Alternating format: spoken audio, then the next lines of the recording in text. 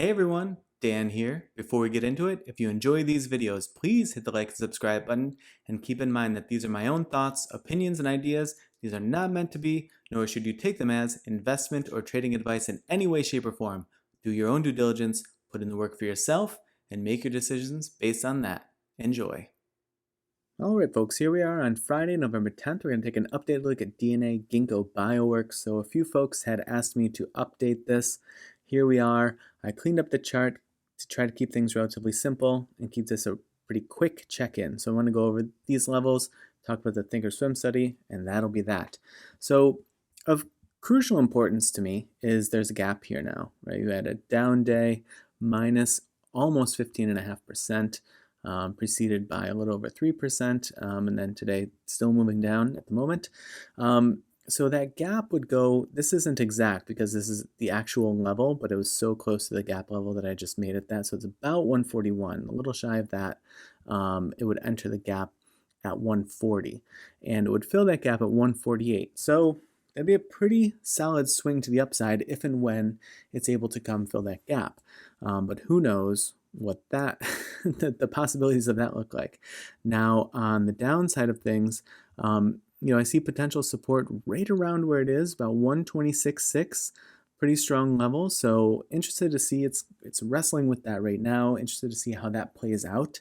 Does that develop into clear resistance, clear support, or does it need additional days to even just sort of like put part of the candle body above, part of the candle body below, and just kind of wrestle with that. Below that, 121 basically, and then 114 to the downside. Now, if it does go relatively sideways or comes up a little bit and bats itself around, this downtrend resistance is really important. It's confirmed this a couple of times now, so I do feel like it's pretty solid, at least in this most recent swing for the last few weeks. And if it's going to get any sustained uptrend at all, it's going to need to deal with this downtrend resistance. So I'm interested to see next time it comes in contact with it, whether that's way over here, whether that's up here, whatever the situation is, I'm interested to see what it does when it reaches that. How hard does it hit its head on that resistance? How does it react? Is it able to push through at all? And even if it does push through, can it get some distance from it? And we can worry about that, if and when it breaks this resistance level. But, that's of critical importance to me. So gap, downtrend resistance, and then if it's able to get any motion through those things, 165 basically is a level that dates back pretty far, pretty solid, strong level there. So I'd look for that one to be the next really strong resistance level. Because I try to only put a few levels in here, there are other ones in between these levels. Hopefully they're fairly obvious, like there's one right around here, 157, 158. There's one here about 133. So there's levels in between, but again, in an effort to not super clutter up the chart, I didn't put every single one, and I tried to choose what I felt seemed like the strongest levels. Now flipping over to the Thinkorswim study, lower portion of the channel, right? It's sort of hugging the lower bound of the channel. You see this conviction candle here, saying down, down. What did it do? It came down, really banged its head on the mid-range of the channel, and then it was just lower bound to mid-range, lower bound to mid-range, lower bound. So interestingly, the thing that makes me wonder if it could have some bullish oomph in the relatively near future, meaning maybe in a couple weeks or something as it sorts itself out, is you do see sort of strong wick through the mid-range of the channel here, came down, bounced off the bottom bound, which is a good sign, at least in the sense of it's not falling out of the bottom bound of the channel, and then try to get basically that same motion just on a smaller candle again, retested it without touching the lower bound of the channel, right? So that was interesting.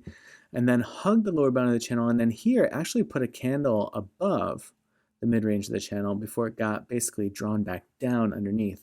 And granted, it was a strong drawdown, right? That minus 15% that we were talking about. So strong drawdown, but it has shown indications recently of it trying to not dip as far in the channel and to put pressure consistently on the mid-range of that channel without having to fall out the bottom bound of the channel, with sometimes being able to catch itself before it even needed to test the bottom bound of the channel. So I'm interested to see if that 15% down day just totally throws that out the window, or if there's more to that, and we're going to see a reemergence of that, potential in the background bullish momentum coming back into play. On the histogram here, you see this recent swing for the bears definitely wasn't as strong as the previous one, and then this swing wasn't as strong as this one. So again, maybe more indications of could the bearish momentum all in all be sort of subsiding.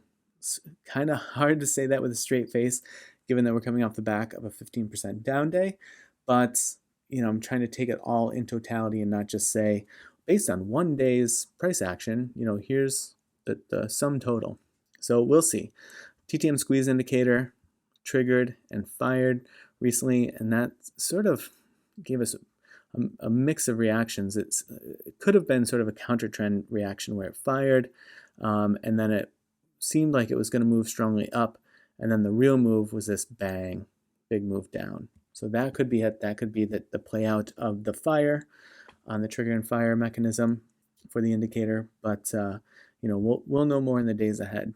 But we'll see what it does with these. First, it's got to figure out this 126.6, and then if there's anything in the gap, downtrend resistance, or if it needs any of these levels down here, if it's able to come in with some strong buying pressure at those levels. We'll see.